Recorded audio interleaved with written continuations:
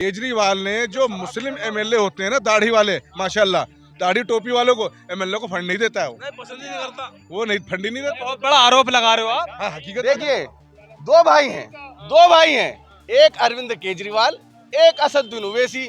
असदुद्दीन ओवैसी हरियाणा में इसलिए नहीं गया क्योंकि उसकी टांग टूटी हुई थी, उसका हार्ट में लीवर की प्रॉब्लम थी, उसके सर में दर्द था, तो उसने अपने छोटे भाई केजरीवाल को भेज दिया, जिसने केजरीवाल ने वहाँ पे बेड़ा गड़क कर दिया। ये अभी आपने कहा कि बी टीम असदुद्दीन ओवैसी, तो फिर असदुद्दीन ओवैसी ने कल अपने मन से ये कहा था कि मैं तो हरियाणा में नहीं था, तो फिर वहाँ पर कांग्रेस कैसे हार गई? बिजली 200 यूनिट फ्री है, कैसी बात कर रहे हो? 200 यूनिट किसने फ्री दी थी? श्रीमती शीला दीक्षित जी ने दी थी। फर्क इतना था, वो 2 महीने का बिल था, और अब जो है ना 1 महीने का है। अब हमारी सरकार आएगी, हम 300 यूनिट देंगे। ये तो आप देख के कर रहे हो ना, केजरीवाल को लुकेरे केजरीवाल के हमारे पीछे पीछे चल रहे लोग देख के कॉपी कर रहे हैं। मैडम, अब बताऊंगा मैं तुम्हें। केजरीवाल ने, ये बताओ, दिल्ली में कौन सा हॉस्पिटल बनाया? केजरीवाल ने कितने फ्लाईओवर बनाए यहाँ पे दिल्ली के अंदर? सारे श्रीमती स्वर्गवासी शीला दीक्षित जी ने बनाए, कांग्रेस सरकार ने ही बनाए। बेबाक हिंदुस्तान, सच की जुबान, हर खबर आप तक। बेबाक हिंदुस्तान देख रहे हैं दोस्तों आप, और मैं हूं आपके साथ शोएब इदरीसी। मुस्तफाबाद की सीट हॉट सीट बनी हुई है। असदुद्दीन ओवैसी ने, AIMIM ने पूरे जोर लगा रखे हैं जीतने के लिए, ताहिर हुसैन को खड़ा किया हुआ है। तो मोहन भी बीजेपी से है, वो भी पूरी कोशिश कर रहे हैं कि वो जीते यहाँ से। तो आदिल खान है आम आदमी पार्टी से, वो भी पूरी कोशिश कर रहे हैं। यानी कि हर पार्टी चाह रही है कि हम जीते, और हम जीते, और जीतना चाहते हैं। सब अलग अलग वादे और दावे कर रहे हैं। इस वक्त हम जो खड़े हैं, प्रियंका गांधी ने एक जनसभा को संबोधित किया है मुस्तफाबाद में। ये मेहंदी, अली मेहंदी के जो है, ये समझ लीजिए ऑफिस के सामने हम मौजूद हैं। बहुत बड़ी जनसभा थी, और नौजवानों का यहाँ पर जो है जनसैलाब उमड़ पड़ा। अब जानने की ये कोशिश करेंगे कि क्या कहीं असदुद्दीन ओवैसी के प्रत्याशी मैदान में है भी, या फिर वैसे ही मेहनत हो रही है, रैलियां हो रही हैं, पद यात्रा चल रही है। आइए जानने की कोशिश करते हैं लोगों से। यहाँ पर जो है ये हॉट सीट बनी हुई है आपकी मुस्तफाबाद विधानसभा। मानते नहीं मानते? और दूसरी है ओखला। तो अब हम मुस्तफाबाद में, तो मुस्तफाबाद में बात करेंगे। सबसे पहला सवाल इन्हीं भैया से जिन्होंने पट्टा डाल रखा है, पटका कांग्रेस का। भैया, यहाँ पर असदुद्दीन ओवैसी भी अपनी टीम को, प्रत्याशी को उतारा है, ताहिर हुसैन को। वो जेल में बनते पिछले कई, वो असदुद्दीन ओवैसी ने मंच किया कल, तो कहा कि मुसलमानों की वजह से वो बंद हुए, उन्होंने जो है फिर कोई और मसीहा नहीं आएगा हेल्प करने के लिए अगर इस बार हरवा दिया। तो क्या लग रहा है आपको? देखिए, यहाँ पे मसीहा का तो मकसद ये है कि हमारा मसीहा तो कांग्रेस पार्टी है और अली मेहंदी है। जब यहाँ दंगे फसाद चल रहे थे, तो यहाँ असदुद्दीन ओवैसी नहीं आए थे, यहाँ बिरयानी वाले भाईजान नहीं आए थे। यहाँ अगर कोई आया था ना, तो राहुल गांधी जी 44 MPओ को लेकर आए थे यहाँ, और फारूकिया मस्जिद में बैठे थे। उन्हें लाने वाला कौन था? अली मेहंदी साहब, हमारे जो दिल्ली प्रदेश के उपाध्यक्ष भी है कांग्रेस कमेटी के, और यहाँ से प्रत्याशी हैं, और जीत की ओर चल रहे हैं हमारे अली मेहंदी जी। 100 के 100% यहाँ से मुस्तफाबाद से जीत रहे हैं इलेक्शन।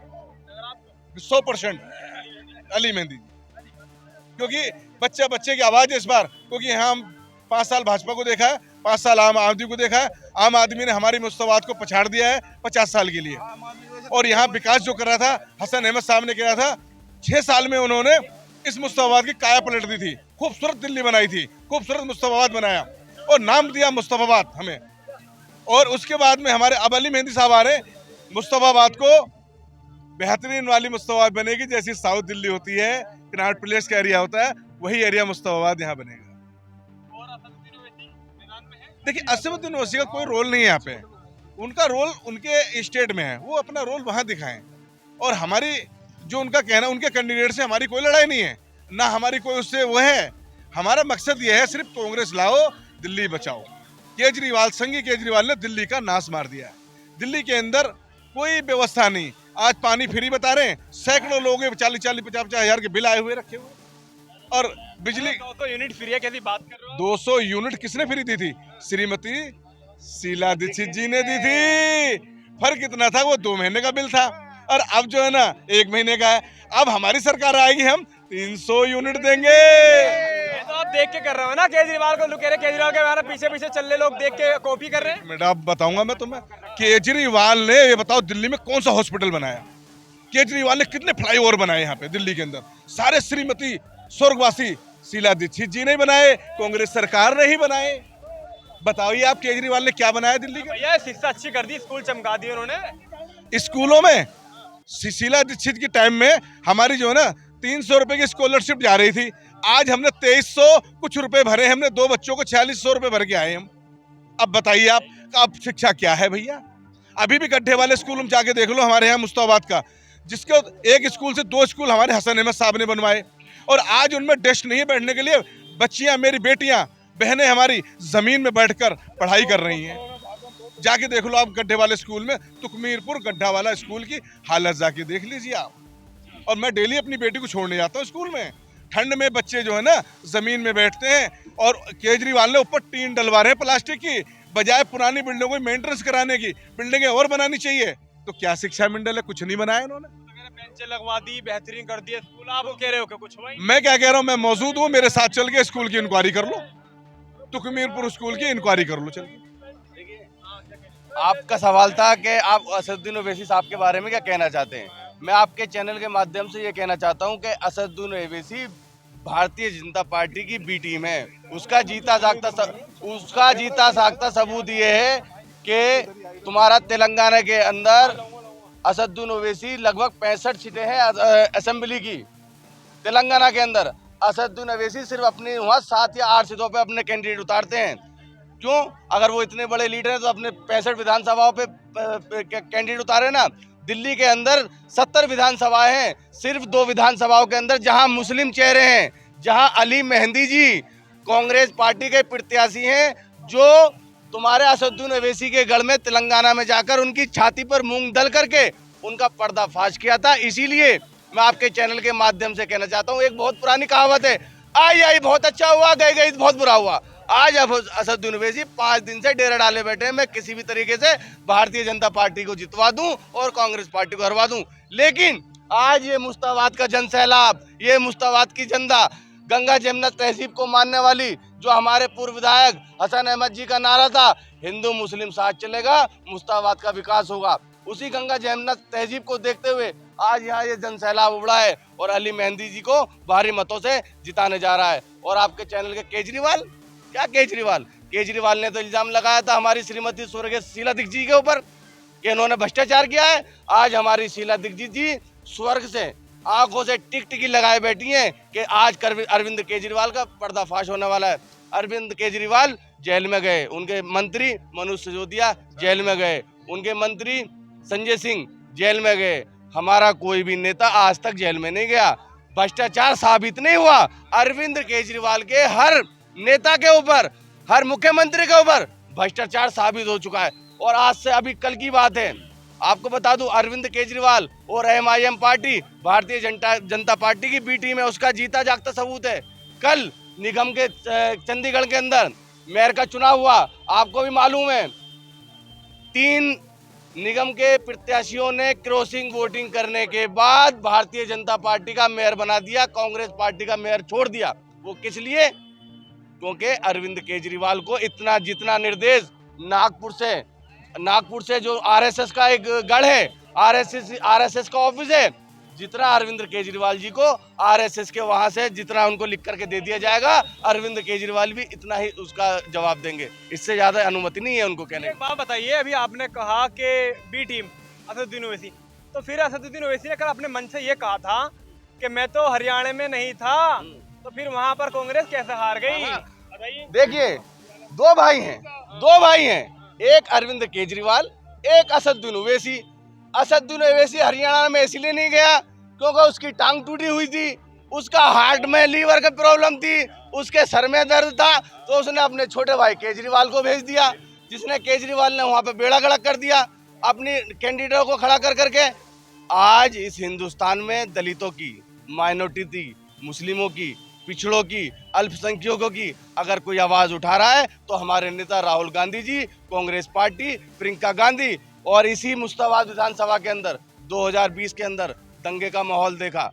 हम अरविंद केजरीवाल से आपके चैनल के माध्यम से पूछना चाहते हैं, अरविंद केजरीवाल के उन दलालों से पूछना चाहते हैं जो आज यहाँ पे कैंडिडेट बन के खड़े हुए हैं, अरविंद केजरीवाल को उस नुमाइंदे से पूछना चाहते हैं जो 2020 के अंदर यहाँ पर MLA था, क्या किसी हमारी माँ बहन के आंसू पहुँचने के लिए गया? क्या हमारा अरविंद केजरीवाल ने हमारे जो भाई जेलों में बंद हैं, उनसे मिलने के लिए अपना कोई नुमाइंदा भेजा।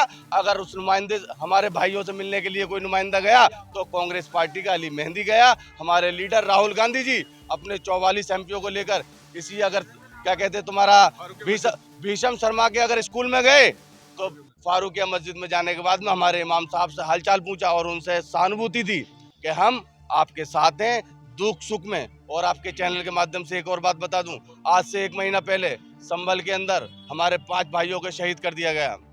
अरविंद केजरीवाल के मुंह में तो दही जमी हुई थी। अभी हिमाचल में एक मस्जिद का मुद्दा चल रहा था, लोग बड़ा मुद्दा वो उठा रहे थे कि वहाँ पर जो है कांग्रेस की सरकार है और एक भी लफ्ज कांग्रेस ने नहीं कहा। तो मुस्लिम जो एक्टिविस्ट है, सोशल एक्टिविस्ट है, वो बड़े आवाज उठा रहे थे, लिख रहे थे कांग्रेस जो है कांग्रेस ही खास मुसलमानों की दुश्मन बता रहे थे कांग्रेस को। तो देखिए, जो फिरका प्रस्तावते हैं, जो आरएसएस के आदमी हैं, वो इस आवाज को बुलंद करते हैं। अगर मस्जिद के ऊपर उंगली उठाई, क्या वहाँ पर मस्जिद शहीद कर दी गई? क्या वहाँ मस्जिद के अंदर खोद करके देखा गया इसके अंदर राम है या रहीम है? क्या वहाँ मस्जिद के इमामों को क्या कहते हैं तुम्हारा दबा और कुचला जा रहा है?